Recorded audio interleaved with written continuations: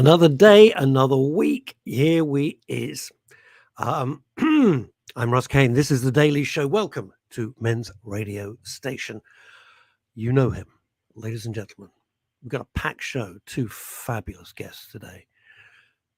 But nonetheless, it is the king of comedy in the New Malden area. Please welcome Neil Long.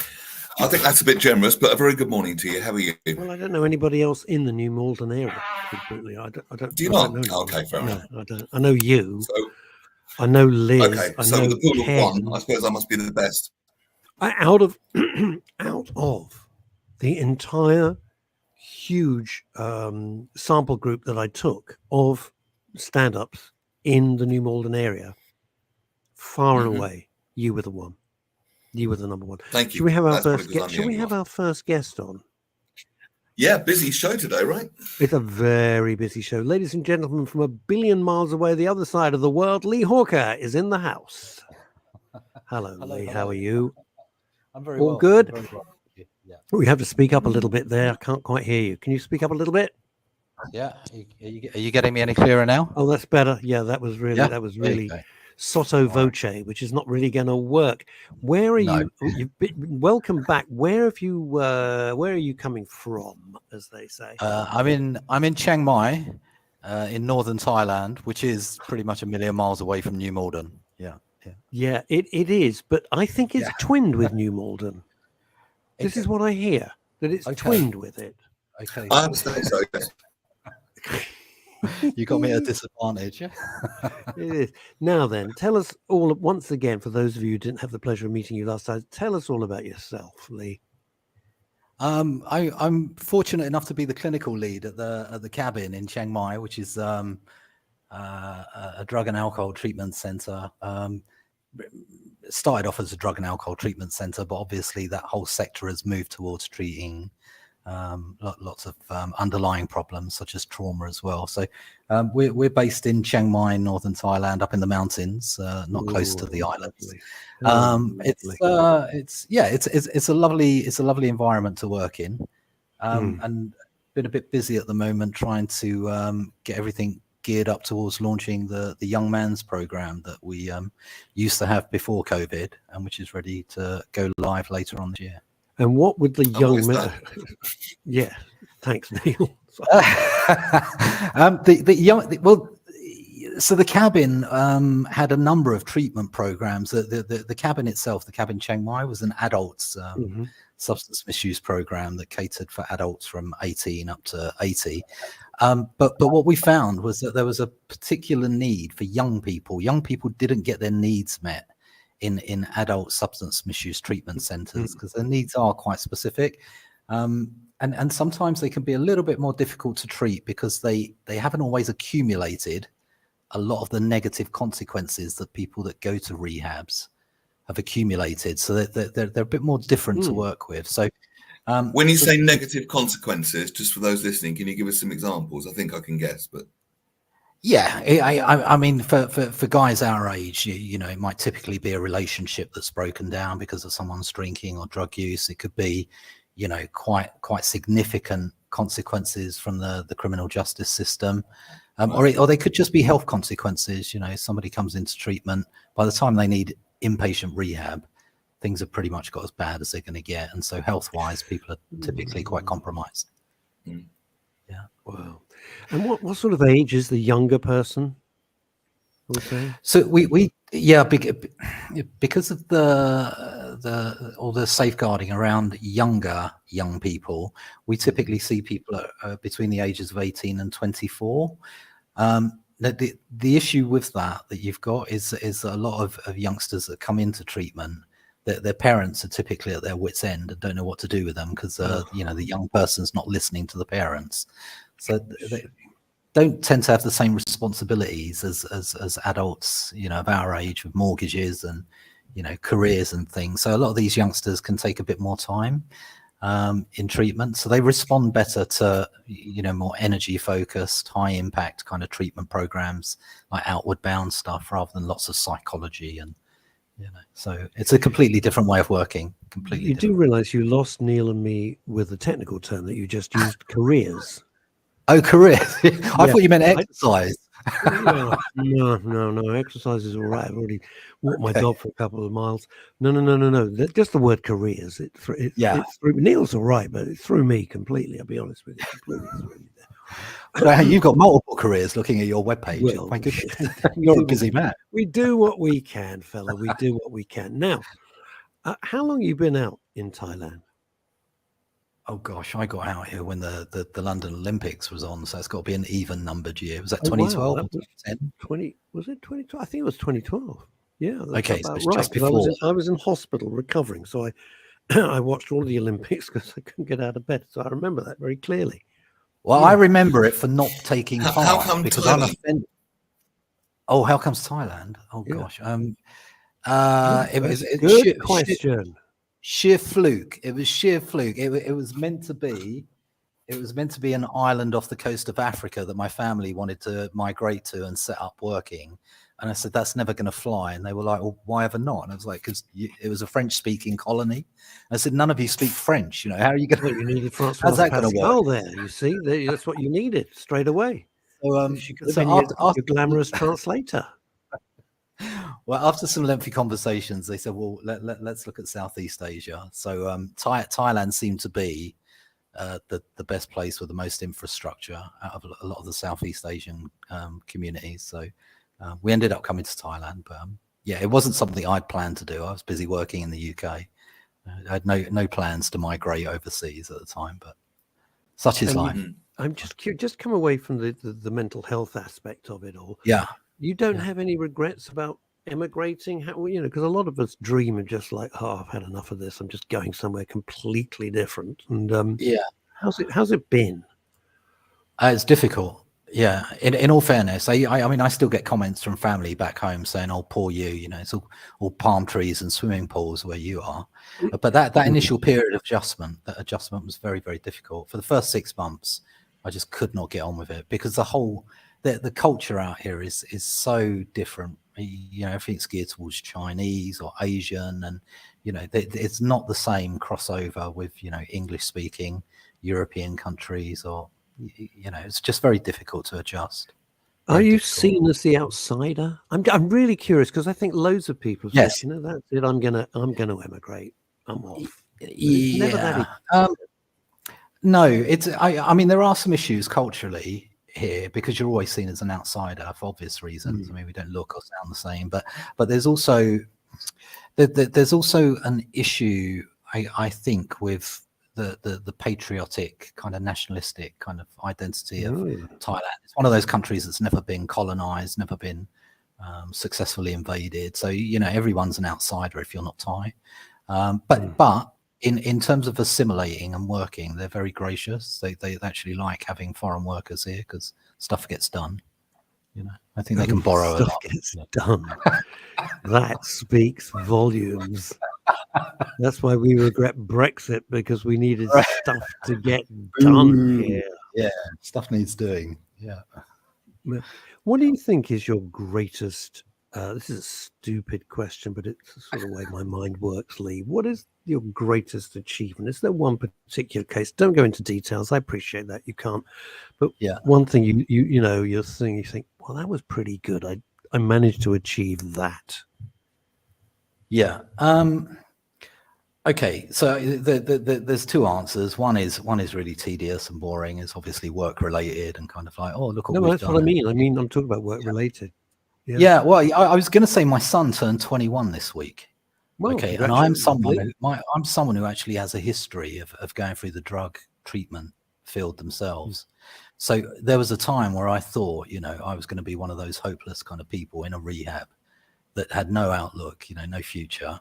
And it's very difficult to claw your way back from when you're on the other side of the fence. It's very difficult. Life looks very bleak when you have to overcome that. So to see my son celebrating 21 years, and he's down at Exeter at university now, but just being able to be around and kind of like having played a part in his upbringing, I think that was special. And I think as men, we sometimes get sucked into work, all work, no play. But I think actually acknowledging, the successes that we do outside from work is really important. Nice. Yeah, and I think that's nice. I think And that's it matters as well. I think it's very important. it I think does. family It is does. everything. Really? Well, it's always my regret that I would get to the end of my life and look back and think, if only I'd done that. And so I'm glad that I kind of stuck with, Oh, persevering with, don't we being all? there for him. I know, but life, sometimes it's easier to take the, the path of least resistance, but in the long run, it's you want to look back. You want to look back and Does not he have any admire? It's a very personal question, Lee. But does he admire the fact you've gone off to foreign climes, and you're doing this work? Does he see the value of it? Understand it?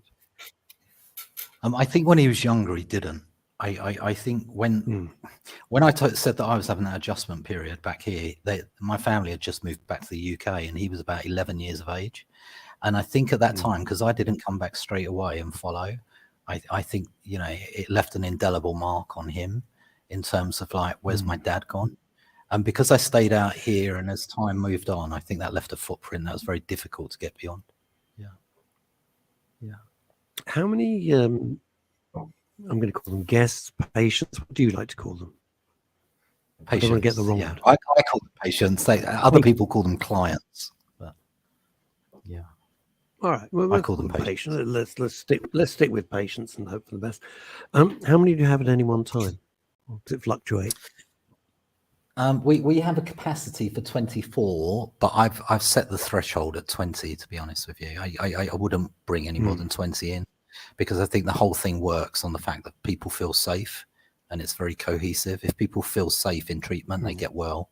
When people don't feel safe, then it's a bit of a free for all, and I've seen that before. And how do you treat like a major addiction or something like that? We're quite fortunate because being in Thailand, we've got the benefits of all that kind of Eastern spiritual kind of all those leanings. So we have a program that originates out of Western psychology, so lots of cognitive behavioral therapy, group therapy, but there's a nice blend of should we say Asian holistic therapies, and we do a lot of Muay Thai, a lot of fitness. So there's a lot of fitness in our treatment program. So it's a kind of triangular approach, really: psychology, holistics, and physical fitness. Yeah, I mean, if you can get a bit of the Eastern stuff in, I imagine is that the mindfulness, possibly Ayurveda, stuff like that. So we do a lot of mindfulness. We do a lot of sound healing. We do a lot of a lot of the Thai massages. So there's a lot of stress management and stuff. So, but yeah, mindfulness is probably the most common on prolific of the Eastern holistic therapies that you see in the West. And I think people end up in that place, in my opinion, really innocently. It's just like something went wrong, and they go to the coping mechanism, and then get addicted to the coping mechanism. I've seen that in friends of mine. And if that was me, I would feel so much self-loathing that I'd allowed myself to do that. Right. Is that something you have to tackle as well? How do you deal with people that just are on the attack on themselves, as it were? Yeah. Is that a big thing? You're spot on. I think the other thing that's intangible, though, because obviously alcohol and substances, they're tangible. You can take those away and manage the withdrawal of those. What you can't always manage for is the amount of fear that people have when they've built up that reliance on a coping mechanism, and suddenly you say, we're going to take this away now, and it throws people into a tailspin. Because not only do they not have the thing that they've been using to cope with, they're left with all the consequences that have built up over the years, and the uncertainty of how will I be without this thing going forward. I don't know. And they can't numb it out anymore. I think I heard someone who was in recovery say the best thing about recovery is that all your emotions come back. That's right. And the worst thing about recovery. I missed that. The best thing about recovery is what, Neil? What happened? Oh no, he's frozen. The best thing about recovery is you get all your emotions come back. And the worst thing about recovery is that all your emotions. Oh God! All your emotions come back. Coming in from and New the worst York thing City, about recovery sugar is my drug of choice, says Elizabeth Green. Oh, okay, well, not choice. My coping. Why do you do it? I try and avoid sugar like the plague. Lee, yeah. Is there one thing that stands out more, that is a common thread with all your patients, or is it completely impossible to identify? There's a number of things. I would say probably the most pronounced thing is fear. Wow. Yeah. So we're not talking about, a product of something that maybe you've written about in one of your books, but fear of, but fear of, but fear of, how do you do life? How will I cope? Who am I? And I think because of what goes on with addiction, people build up a lot of anger and resentment, but underlying that resentment is insecurity and fear. Fear of I sitting don't with think them. that ever goes away, though, does it? Most people No, I know feel exactly the same now as, they're like, I who think am I? What am I doing? Where am I going? yes, yeah, and I think that's perfectly normal. I have those moments where I sit in the car and I'm like, who am I kidding? But I think for those people that the fear is so great and insurmountable that they need to numb. I think Neil used the right word. I think it's the numbing, and that can, over time that can build up self-contempt. All those kind of narratives, until in the end, the drug or the alcohol or the behaviour is a coping mechanism on so many levels. So many levels. When Almost you take interwoven into their identity. yes, and I guess it would be having to literally recreate your whole self, with a new narrative and a new identity. And I guess that can be scary because it's the easy option, isn't it? I mean, we've all done it. I've had a couple of drinks to calm down and all that sort of thing, and then it's all a bit This nice. morning. But luckily, the only thing I've ever got addicted to was nicotine, but nothing else, luckily. Look at this for honesty. This is why I love our global audience, from Françoise Pascal. Been there when giving up drugs. Fear is the main thing that gets you. Wow, Françoise. One day you must come on and just talk about that. Yeah. Only if you want to. It's entirely up to you. I'd say the other thing as well, just before you quickly move on, is one of the key modules that we do is when people are caught up in the spiral of an addiction, they obviously try and hide it, and that requires lots and lots of different masks and ways of trying to, just hide the whole thing. And of course, trying to get someone to drop the masks and to kind of get in touch with themselves and just to reestablish a connection with themselves so they can be authentic and not have to pretend, because I think that's one of the biggest fears that most people have, as you were describing, Russ. Is massively healing, but to do that you need to be authenticity is massively healing, but I think to do that you need to be in a very safe space, and like you said earlier, Lee, feel safe, because if you don't, if there's one whiff of I was going to say, Longie, I think it takes a lot of courage. A lot of courage. And if there's so many people wear masks, and if there's one whiff of people being judgy, that's going to shut them down again. Exactly. Especially when you've got people that have lived with shame, especially the shame and the stigma that's been kind of imbued within addictions for so many years. That's one of the masks that people try and overcome, to mask that shame. So of course, when people are being judged or they're being kind of labelled, no one feels safe, do you? That's not how life works. So it's interesting. You're right. You talk about the word safely, and I'm not blowing smoke up my own posterior, but one of the things which I am proud of, is that on Men's Radio, and especially on the Daily Show with Neil and Phil and Fridays, etc. The audience, which is all over the world, clearly feel safe. I mean, they share stuff which on a normal, regular platform, I have no doubt they wouldn't. I mean, I'm just thinking about Françoise earlier comment, Françoise Pascal, now from New York, is saying, isn't much of it to do with self-esteem? Sometimes I hate myself. Welcome to my world. Yes, it is. It's totally so. And Françoise comes back immediately with this. The fear is the self-esteem of yourself. You feel so ashamed of yourself. Oh, wow. And people judged me, especially in this business in Hollywood. Well, It's a nightmare, Francois. I mean, that is the hardest. Let me digress for a second, and I'm sure people would agree. It's the hardest thing because you're judged purely on your looks. And it's so hard that, thank God I've never had to be in that. Well, look at me. But I've never had to be in that industry. Neither's Neil. We've been judged on other things, and that's okay. I don't mind being judged on that. But just on looks, which is so revoltingly superficial, when you know that somebody slightly younger, slightly taller, slightly slimmer, whatever it might be, on that particular week that Hollywood wants or TV wants, you're never going to stay in that top spot forever. It's quite impossible. Broadcasting's a totally different situation. Very, very difficult. Very difficult indeed. Yeah. What's the average length of stay at the cabin?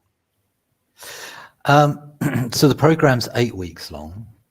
For those people that, as Francois was saying, have issues with, self-identity, developmental trauma, people that grew up in adverse backgrounds, there's an extra month of treatment to overcome those. But I mean, in all fairness, these are reasonably short amounts of time when you consider how long it takes for an addiction to fully get going, and then the amount of time people live with them. So I would suggest, whilst ours is 2 months of treatment with the additional 3rd month for trauma, most addicts have very low frustration tolerance and high impulsivity. So they want the cure right now, and then I want to get out of here. So people don't always want to sign up to do the long, hard kind of like 9 yards. They want. But it's hard.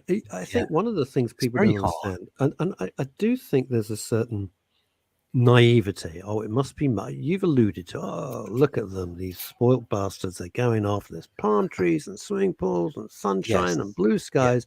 What's your problem? Well, you're taking your problems with you. Anybody who's suffered from any mental anguish, let alone bloody addiction, which thank God I haven't, but you carry them with you. They're with you all. It doesn't matter where in the world you are. You see all the time. They surround you like a cloud, don't they? Yeah, and you see this all the time. People think that they'll change their situation by moving, or having some sort of change in their relationship. The worst one is when they say, "Oh, we have children," and let's start a family, and it will kind of like strengthen our marriage. Oh God! I think you're not really kind of playing this one forward. If there's substance use or alcohol or kind of domestic violence, that's not going to stabilize a marriage. So, you're right. Our marriage is. Yeah, just when they go, our marriage is terrible, let's have a child. Yeah, because that's really going to help. But it's people having things backwards. It's healing first and being happy first, and then from that place moving on in the direction that you want to. You're so right, Neil. Not trying to get there so you can be happy, because there's too many moving. We can only really be responsible for ourselves, can't we? We can't be responsible for that. And if we're trying to force those other pieces in, we're either going to be very frustrated or become really controlling and manipulative to try and manipulate and whack and bang things into place. And it just doesn't work. It just doesn't work. No, it's just rearranging the furniture. Couldn't agree with you more, fella. Could not. This coming in from Fife in Scotland. Shame. We read this out because not everybody sees the show. A lot of people listen to the show. If you like. Shame is, would you please? Thank you. Of course. Shame isn't just about addiction. See judgment about others' family. Heard a really clever way around being judged, because that can sting. But someone said, imagine every time someone judges you, you earn an extra $5,000 that year. So that would be about $100,000 a day, I reckon. Bentley showroom, here I come. Aston Martin. And if you just imagine that, that's actually quite a happy thought. I'd be like, judge away. I don't mind. But the thing is, though, nobody really knows your path in life. People think they do, and sometimes it's well intended, and sometimes it's not. But ultimately, only we're the experts on us, which comes full circle back to what you're saying, Lee, about getting that connection with yourself again and loving the self again, because that's the place of stability, isn't it? Longie, it's not a place. Let me ask you. Sorry. It's not a place or a person, is it? No. Longie, let me ask you this: when is being judged well intentioned? When have you ever known anybody? They start to judge you, and you go, "Well, that was No, I'm well sorry, I didn't intentioned." quite say that. I mean, that's I'm not like saying judging is well intentioned, but no, then I went on no, to it's not. say people have opinions of what they think you should be in life, and it could be a parent wanting the best for their child. Oh, Don't take fair too enough. many risks. Don't need to Yeah, be disappointed. That's well intentioned. Or yeah. there's people that just want to drag you down, which is not. That's what I meant. That's just rubbish. And and the trick as we grow up and grow older and older is to just get rid of those people. They add nothing to any of our lives. It's horrible. It's horrible. Negativity, bloody awful thing. Lee, bless you for this. Thank you so You're much very for it. It's welcome. always a pleasure. I hope you'll come back and talk to us. Anytime. I Yeah, it's hope you always a will. pleasure. Quick Thank you very question: much. has lockdown, a silly Yes. question perhaps, but has lockdown affected the number of people coming through in as much as they are getting some aftershock, some effects from that whole crazy period, or is it irrelevant? No, it did. Yeah, it absolutely decimated the healthcare sector out here because it's all based on medical tourism. So, I mean, it's coming back, and I think the only thing that's inhibiting people now, if anything, is that all the airfares being hiked up. But normally, the people that can afford to travel overseas for healthcare, they're gonna get on a plane, whatever. So, but I think the treatment in Asia is cheaper than it is in the UK. So you haven't got the overheads to pay for out here. So whilst it's palm trees and swimming pools, the treatment has the same efficacy. So but yeah. Well, Yeah. this is Lee Hawker from The Cabin, which Yes. is funny enough, was one of our first guests ever on Men's Radio Station. So bless you. We've got a sort of special place now, corporate heart for you. Lee, thank you so much. Take care. And we'll see you again soon, I hope, before the year is out. Sure. All right. Talking to you. Bye now. Thanks. Bye-bye. Bye. What a charming man. Very, very nice man. He's nice chap. So listen to this, Neil Long, and I want to know what you'd have done. This happened to me last night. All right. Come on, Can you hear me? loud and clear. I'm at a very small birthday party. Very small, seriously, very small, and it's in a pub in town in an area.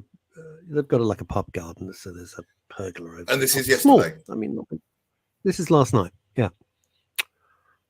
And I look across and I think, can't be. Can't be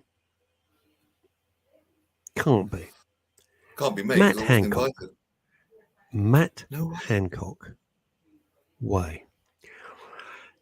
A million things run through my head. One is, it's my pal's birthday. It's a very intimate gathering. I mean, really, I don't know, like 20 people, if that. Intimate gathering. If I go over, all I've got to do is walk a couple of feet. It's not like you're in a small area in a pub. If I go over and start talking, what do I say? Because once I start, you won't be able to shut up, right? So that's going to be it's going to be a total disaster, right? Got to be like that, Anson Deck. The next So thing what is did you do? Nothing. And he looked across and he smiled, and I just went like that, just like, I know who you are, but I'm not coming over, sort of thing. And he was there with the lady, and I thought, yeah. But another part, the professional part of me, wanted to go over and say, would you consider coming on with me and Neil Long and talking about what it was like to face that and go through that? Not the politics of it all, because that's like a red rag to a bull, right? What I'm talking about is the person, and I just couldn't. I would do. I might speak to my pal. I mean, it would be a fascinating guest to say, But that's the interesting like thing, being the because most for hated him, man in the country. Because for him, it's all going to be about the politics. It's very rare that people would see Matt Hancock the person. Very rare. Well, do you think that between us, this is a general question, it's not that I'm planning it, but do you think you and I could get down to that level? Yeah. And just not bring the politics into it? Yes. I could. Elizabeth Green in New York saying, are you sorry you didn't speak to him? Well, not really. Because what am I going to say? What do you say? Hello, Matt. Nice to see you. I mean, the most I could say is, how do you know XYZ, the name of my friend, which everyone's asking me for, and you're not going to get. It's just nobody's business. And it was lovely, but it was such a surprise. I'm looking at this guy thinking, I know it. Why do I know? Why do I know? And he's wearing like jeans, trainers, and a shirt. Like, couldn't be more cash. Couldn't be more. Looks like. And I'm thinking, oh, and that was it. And then I went to my pal, who I've known for, I don't know, 30 years or so. I said, is that Matt Hancock? He went, yeah. I said, well, what's he doing here? I was slightly more blunt. He says, I've known him for years. He's an old mate. And I went, okay. And I left it. It was so weird. It was just weird. It was just so out of context when you see somebody who's been in the eye of such a gigantic storm and you're just standing next to him in a pub. It's just... It just kind of took me by surprise. What have we got here? This is Dave Sleep. Matt Hancock on his mental health in the storm would give a non-political conversation. It would. Should we dash across? He's up. Dave's up in Fife in Scotland. Let's go to the middle of Spain. Neil, if you please. Hello, Russ and Neil. Cooler now, thank God. But mo rain. I don't know if that's been called. What do we mean, like mo rain? Mo rain, mo problems. No rain. Do we mean this? Here's an interesting thing. This is right up your street, Neil. This is Neil Long Central. Earlier comment from Liz Green. Read this out and see what you think. I love your interpretations. Is in the mind. My these. mind sabotages me all the time. I can talk it down often, but not always. I was listening to something this morning about this. It's going to take about 3 or 4 minutes to explain. Have we got that? That's good. That's fine, because our next guest is not booked till 12:40. Let's leave that comment on the screen. Oh, okay. And I just want to throw this out there, and I'll be really honest. I find this difficult as well. I attend online things where there's a group of people. And we kind of practice doing this, and it's a wonderful group environment. I see healing, I see breakthroughs happen right in front of me on the screen. I'm going on it tonight. It's wonderful. But I still have trouble with this because my mind is really powerful, and we've all got this kind of inner critic, which is kind of an amalgamation of all the negative shit we've heard over the years, given from other people, well-intended or not, like we talked about earlier, and it's all kind of built up. So like our last guest said, the young ones haven't accumulated so much. So when it comes to their recovery, they might be a bit more devil may care. It don't really matter. Adults have got so much, it's kind of weighing them down so much that they kind of have to. All right. So, okay, how can I put this well? What they were talking about was something called segment intending. Okay. So it's dividing each part of your day into segments. Okay. Even segments within segments. My intention for this is to have a go, enjoying out with you guys, meeting guests and contributing. When the next guest comes in, which I'm really looking forward to, by the way, the segment will change again because that guest isn't kind of, shall we say, up to speed with what we've been talking about. So we will have to make an adjustment then. And it's this constant process of adjustments of setting your intention for what you want to experience ahead of time. And in doing that, we tend to create our experience rather than regurgitate it. For example, we're driving in our car and some arse cuts us up, all right, on a particular route. The next time we go on that route, are we going to be thinking, this is the place where that bastard cut me up, blah, blah, blah, and give out those bad vibes, if you like? Or are we going to approach the moment new and say, this time, my intention is to drive safely, securely down the road, place myself in traffic well, appreciate my car, appreciate the sturdiness of it, enjoy the journey, right? Different intentions. Are we going to let the past dictate the future, or are we going to create a fresh moment by moment by moment by moment? You've heard the phrase "born again." I'm not keen on it because it's got religious connotations, but the good. Yeah. But when you say a tabula rasa, a clean slate, you can, in a sense, be born again every moment, and again now, and again now, and again now, and again now. Every moment's new. Every moment's new. Unless we regurgitate the past over and over again. Are we going to create a life, or are we going to regurgitate it? I'm throwing it out there because it's easier said than done. That is so tough. That is so tough. It's weird you use the analogy of the car crash, because I nearly got killed 24 years ago next month. in a horrendous car crash where I got T-boned at about 50 miles an hour plus. My car was I read splitting. about it in your book. Awful. But every time I drove past that exact spot, obviously I got the chills, and I thought, well, I nearly died at that exact spot, but I was so careful. But I did approach it new. I didn't let it like swamp me with emotion. It was ghastly. It was a ghastly incident, and That's good. the effects last to this very day. 20 Now, some people years later. have experienced trauma, and they can get triggered really easily. Oh yeah, and that's a kind of a healing thing in and of itself. So you can actually be fresh in the moment. But even now, I'm still healing, and there's certain things that will trigger me. I'll have a bad day, and it's all stuff based in the past. Can't be the future. It hasn't happened yet, and it's not happening now. So it must be, right? So I'm not saying it's necessarily easy to do, but if we're going to be actively creating our experience of our life, being at cause of it rather than at effect of it, that's the work, I think. It is the work, and it's always, I think, a work in progress, and we have to acknowledge that. You know, I don't dispense advice. Who the hell am I to do that? But we're all working on ourselves. Did that make sense, though? I don't think it's Californian BS. I think we're all working on ourselves to try and have a better life and feel better. But a trick is there's a couple of little. Sorry, we're getting buffering and delaying slightly. I don't mean to talk over you. Yeah. There's and this is what I was going to say next. It is about loving yourself. Yes, absolutely, and that means loving all the bits, warts and all, right? Because you can't change anything unless you accept it. And if you don't accept it, there'll be all kind of avoidance behaviours, which is when you can end up in places like our first guest runs. If you know what I mean. I'm not speaking specifically to you, Elizabeth. I mean, one can. But Elizabeth's gone. I mean, for example, I happen to know that she's gone on these sort of voyages of self-discovery in India and all that sort of stuff. My idea of a nightmare. But anyway, you know, she does all that and has enjoyed it. You've been to the ashrams and everything, Elizabeth. Yeah. You are. Oh, look at this. Well, honesty in spades. You are very healing this morning. I was in the shit. Me? Well, maybe the show. Probably you, Neil. I'm going to say you. No, I'll take us. I don't mind. Well, I'm talking directly to you now, Elizabeth. And I'll be honest, I have trouble with it as well.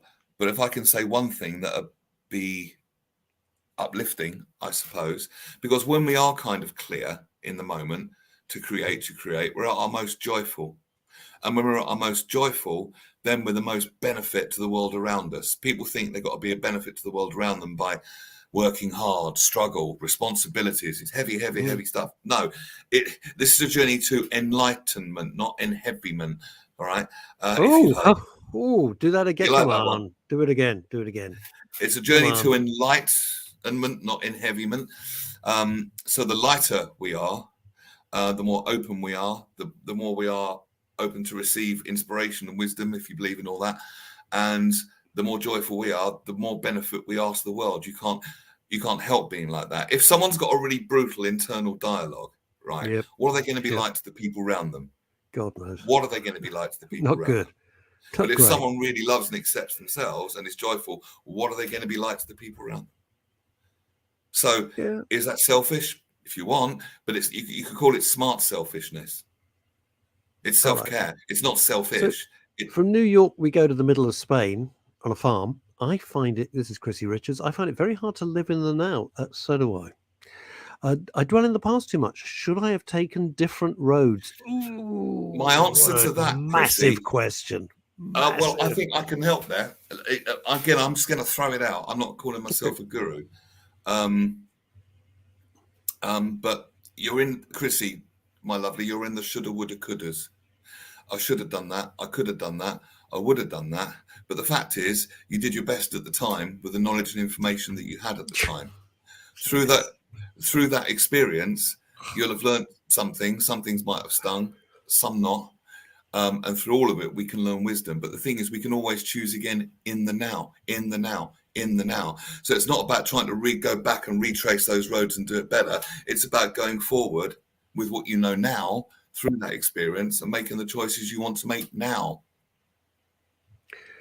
So much more we could talk about this, but I can see that in our luxurious digital green room, which I have to say, Neil, since you've come on board, the catering has gone through the roof.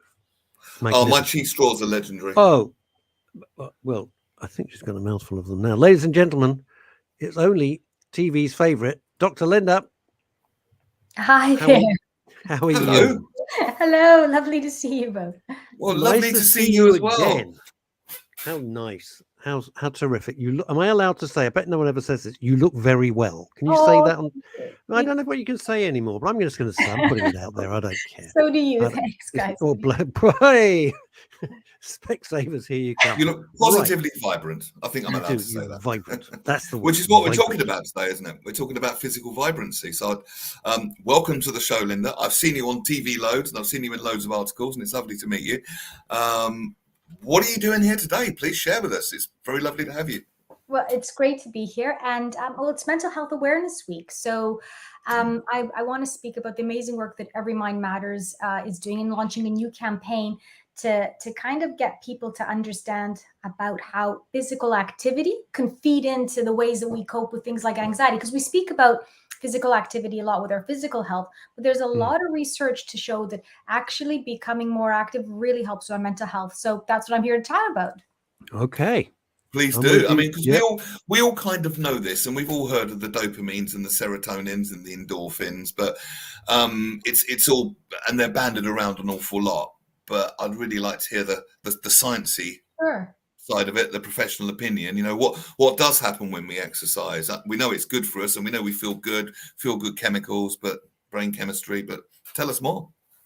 Absolutely. Well, look, everyone knows, or a lot of people know, that when you're physically active, you get those lovely endorphins, those feel-good chemicals. But actually, it's a bit more complex than that, because physical activity usually means that you're coming into contact with other people. So whether it's, I don't know, just going for a walk around your neighborhood, or being in the park, or joining a class somewhere, and we know that kind of social connection really boosts, again, those feel-good hormones. We also know that if part of your physical activity means going outside and getting that sunlight in your eyes, that has a wonderful effect on sleep.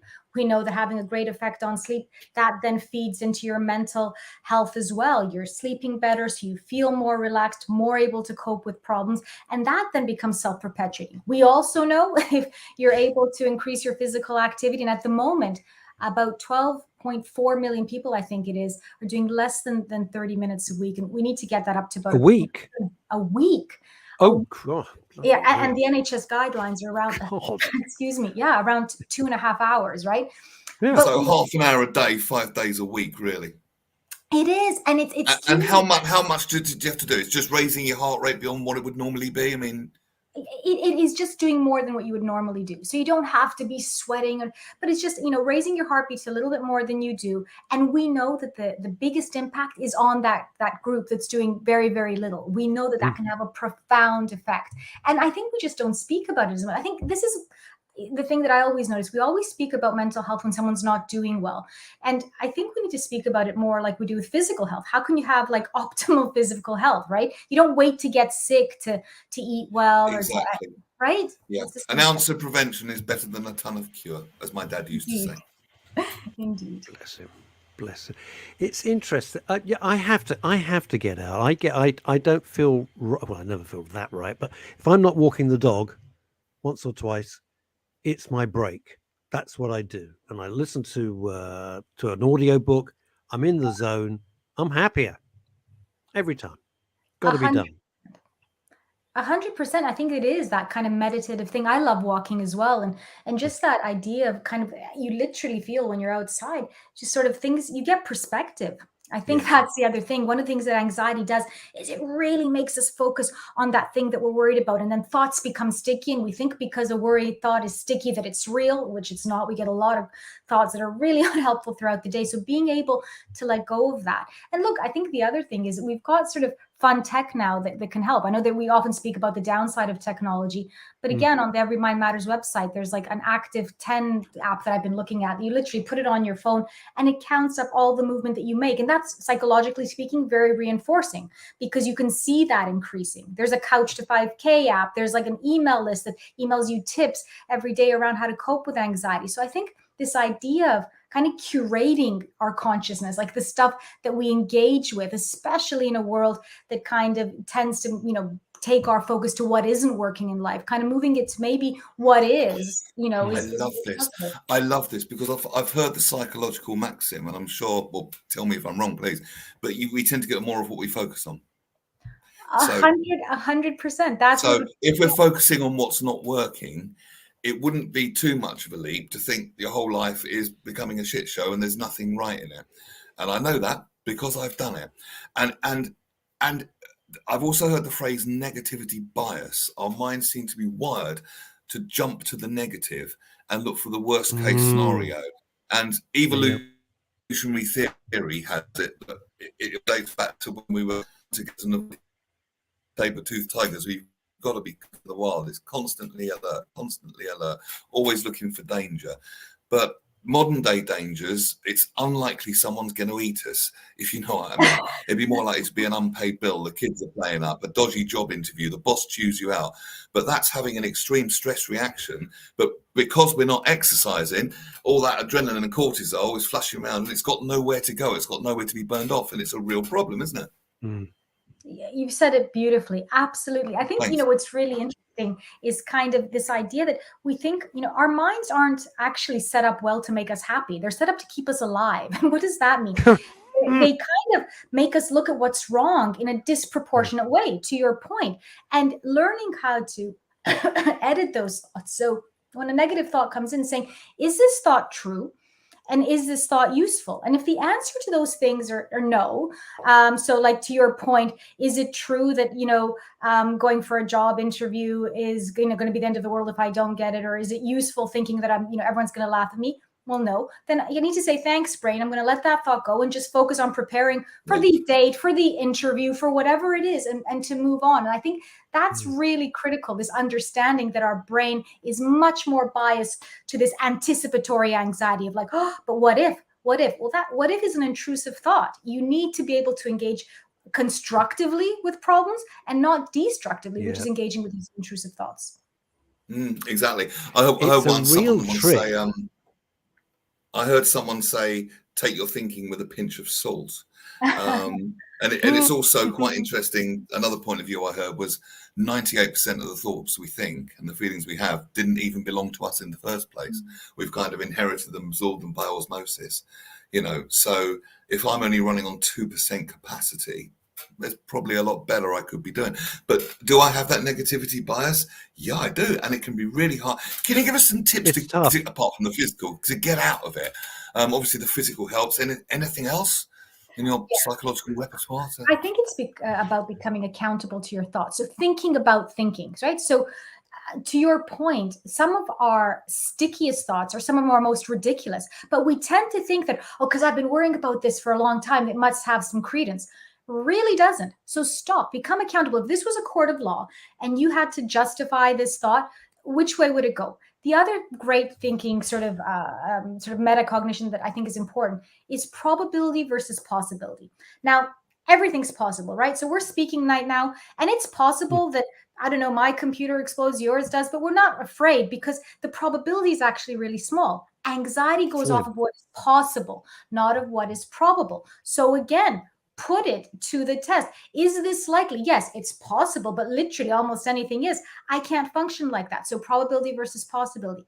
The other thing is a really basic technique, but a great one. Learning how to breathe to kind of calm your autonomic nervous system. If you breathe out for longer than you breathe in, then your heart rate goes down. Again, our brain then is signaled to, okay, well, maybe it ain't so bad. Maybe it isn't a lion, a dinosaur, a bear. Maybe saber-toothed tiger.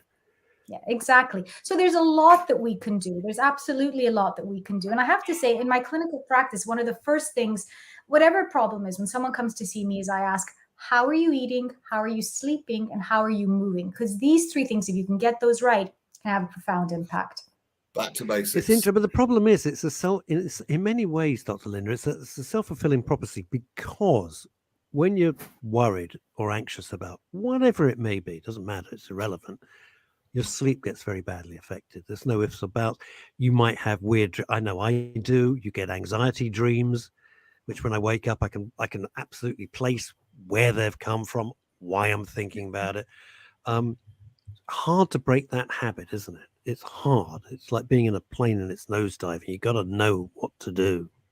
It is hard, but we know now that the brain is plastic more or less throughout life. And what do I mean by that? There's this saying that we have that neurons that fire together wire together. So if every time I've seen a dog, I've decided that's a huge danger, I'm just kind of reinforcing that kind of connection. Yep. I can unlearn that. It doesn't happen overnight, to your point. But if I'm working with a cognitive psychologist, I can kind of sit down and look at photos of dogs while I'm in a relaxed state. I can then maybe look at a video of a dog and see that it's not happening. I can stand near a dog, and I can eventually break that link and rewire my brain to kind of think, there are, the vast majority of dogs are actually really safe, and I'm safe around them. And, I have a sense of volition. So I want people, who are listening today to not feel, I've always been like this. And I wouldn't have a job if people couldn't change, right? We psychologists, we know. Now, does it happen easily? No, but if you stick to it, it can absolutely help. And in the same way that we develop our anxieties and phobias and reinforce them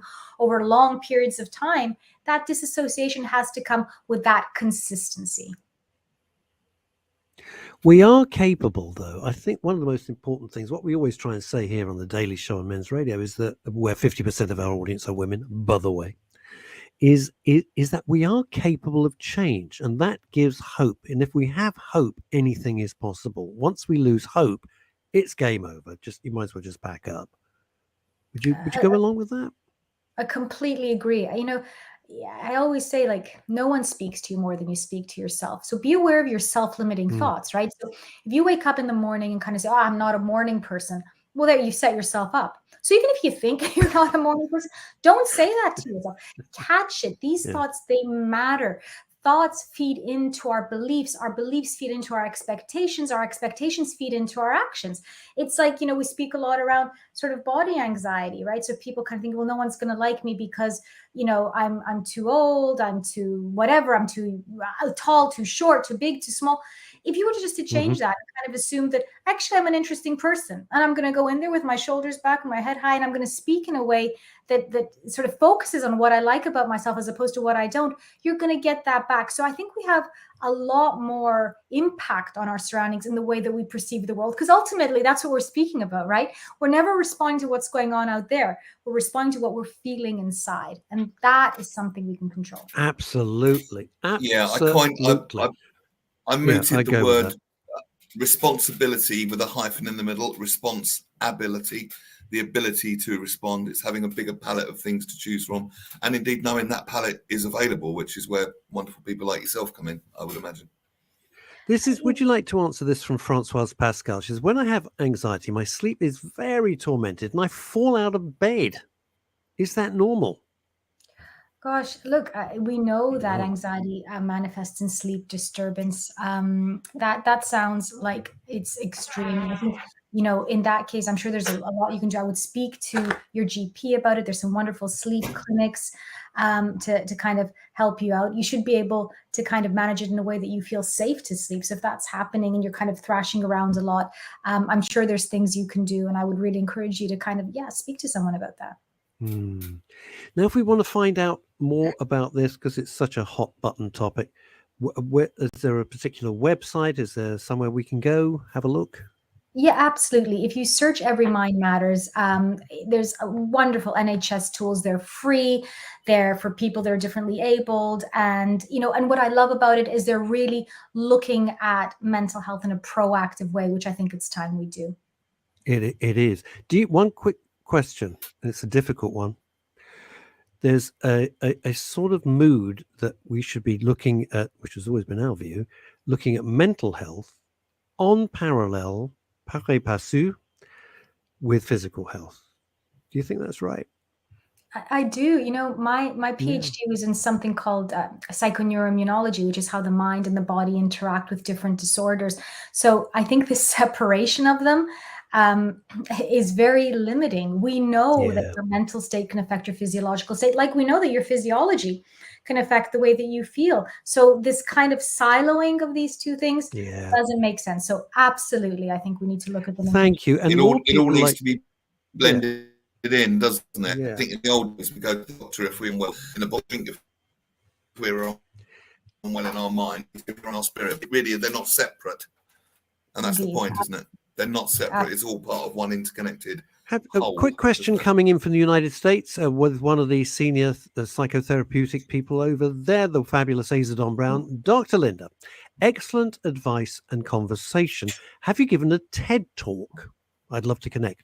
He's a terrific guy, Azadon Brown. Really interesting man. Very interesting. Lovely to connect. Yeah, I've given a few TED Talks, but thank you. It's great to connect. Thanks for your kind words. No, not at all. It's important that we have experts like you. One, thank you for finding time coming onto Men's Radio, our daily show. But two, for being such a not an evangelist, but a proponent of like everything that we're trying to do is saying, no, mental health isn't you being selfish. It's really bloody important.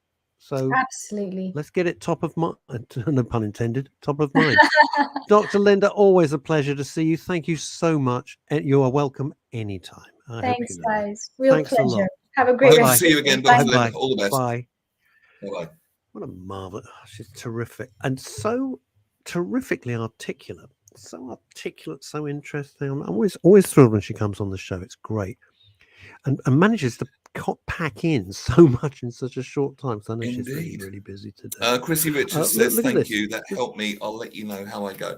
Well, be easy on yourself, because if you beat yourself up for not doing it, that just adds another layer to it. So if you notice you've fallen off the horse, gently, like the dolphin, nudging the babies back into the pod, gently nudge yourself back on and keep trying again. And like Dr. Linda said, it's repetition, and our minds learn, Chrissy, by repetition. So in one way, you've taught yourself to do your anxiety really well. You can also, I'll use the word reparent yourself, if you like, to do the opposite really well. And it does take consistency and a little practice, but just be really easy with yourself through the process. But change neuroplasticity is a thing. It's proven. The brains do change. We're not born with a certain amount of neurons and then they kind of decline until we die. That's not true. It's constantly refreshing and renewing. It's just a question: is it refreshing into the same thing over and over and over again, or is it refreshing into something new? And that's where the conscious control comes in, and that consistency and that repetition. And my God, I wish I could practice it as well as I speak it. Here's the sodding irony, right?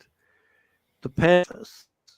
And I've known you a long time, so I feel comfortable saying this. It's one thing promoting it and proposing it, and it's the other thing when the lights go, the lights are off and we're not broadcast, to live it, to live it yourself. It's the ultimate irony, isn't it? Because I know all this up here.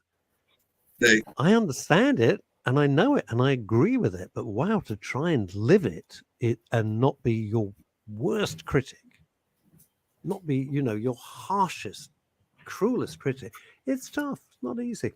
If it was easy, we could all do it. Boom. I can't click my fingers anymore because of my hand. I'll do it this one. Yeah. It would be a doddle, but it ain't. Mm-hmm. And I think that's another reason that we beat ourselves up, because it is even more complex that we know these things. What's the matter with you? You know these things. There isn't a saber-toothed tiger about to rip your lungs out. It's not going to happen. But we act as though there is.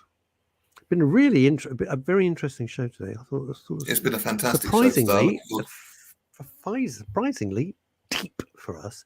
No Hattie on Wednesday. She's in court. No, she hasn't done anything. It sounds terrible. She hasn't done anything. She's acting as a in her legal capacity. So she won't be with us but she'll be with us on Wednesday week. And Longie will be back as well on Wednesday. Marvelous. Thank you for your very kind comments. It means a lot to myself, and it means a lot to Neil, because otherwise you think, well, I'm talking to myself here. It's ridiculous. I don't want to do that. And remember, self-care is not selfish. Well, what a way to finish the show, quite honestly. I don't think I can top that. Self-care is not selfish. Words of wisdom from New Malden. Yeah. Telling you like it is. Neil Long, as ever, thank you. Thank you to your team. Thank you to me on my team. Is there a little face about to appear? Better little face appears. My intrepid producer, face. Mr. There E. it is. Hi. There he is. Neil's producer, Mr. Ken Evans, who does so much behind the scenes, is a fantastic human being. And we're very grateful to everything he does. All right, gang. See you Wednesday. Till then. See you Wednesday. Good afternoon. Trouble. Bye. Bye.